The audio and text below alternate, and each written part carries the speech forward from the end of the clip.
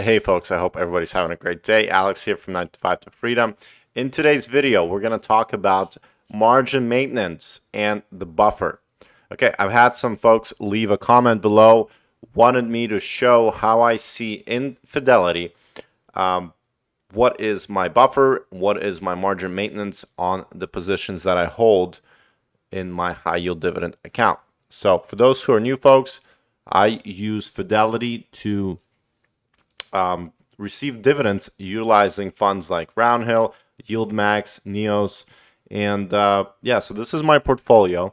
And if you've seen my other videos, I dive into each fund, and I'm not going to get into that today. But today I want to make a brief video on how we navigate and we see the margin maintenance.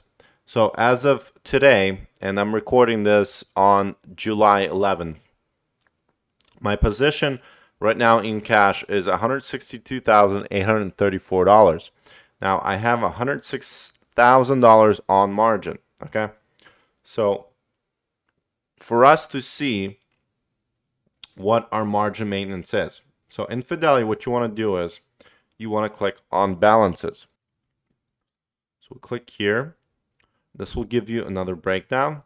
Now, if you go all the way down on the page, there's a link that's called calculator. So you click on that, and then you want to scroll all the way down. Let me maximize this window. And here's the margin status. So it'll tell you what the net house surplus is, and then it'll tell you the total security requirement. Okay. Now, if you come all the way down, this is going to give you a breakdown of all the funds that you hold. So these are all the funds I have in my account. Then it will tell you the value of each one of these positions, and then it will tell you the margin maintenance requirements. Now, some of these are coming up kind of goofy, and I don't know why. So, I don't know why this says $3. It's kind of weird. But we can do some math to figure it out. So for example, this one, BTCI, my value is $26,624. Okay, this has a 50% margin requirement, so that margin percentage is 13,312. So if you take 26,624, divide that by 2, you're going to get 13,312. Next one here is MSCY. Now MSCY has a large margin requirement, and that's 60% of this value. So that's 34,943. And then we can go down each one, right? So NVIDIA is 30%, which is nice. 30%, 30%. SMCY has a 40.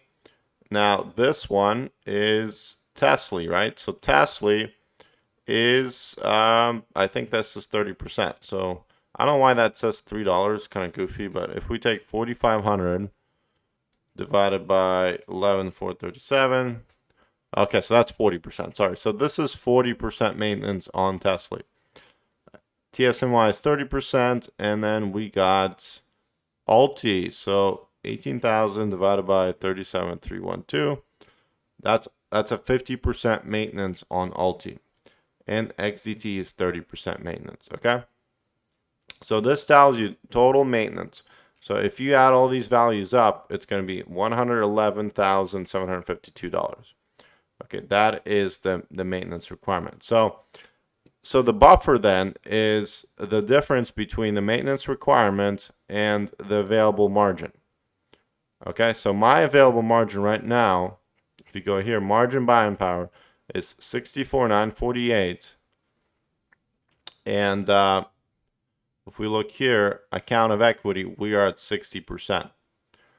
All right, so we have a buffer, and this is what you want to do. You want to have a buffer, and you want to be, more conservative than not. So in this scenario, I'm going to go off of the net house surplus buffer, which is $51,000. Okay, so if we take 51,376 plus 111,752, that's 163,128. So that's my cash balance, right?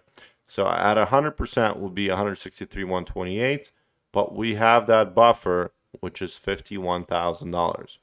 So in an event that one of the funds goes down a lot, we want to make sure we have the margin buffer available.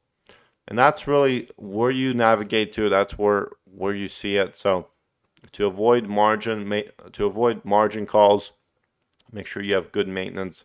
You want to build a portfolio that has, a lot of these at 30%. And as you can see here, unfortunately, Misty is my larger position, which has a 60% maintenance. So if I were to like swap this fund out for a different one, I'd have basically more available margin, but I don't. So I like Misty, but that's kind of the sacrifice you give. So I hope this makes sense. I hope you figured out how to navigate to this. That's really what I wanted to cover in this video: how to get to it, where to see it, and where to see your buffer. So none of this financial advice, folks. Do your own research, and really take a look at deeply what your funds are. You can look at historical, how much they've dropped in the past, what your risk profile is, and trying to balance that out to make sure that your buffer is large enough to cover any type of margin calls. So thanks for watching, folks. That's all I got for this video. We'll see you on the next one. Take care.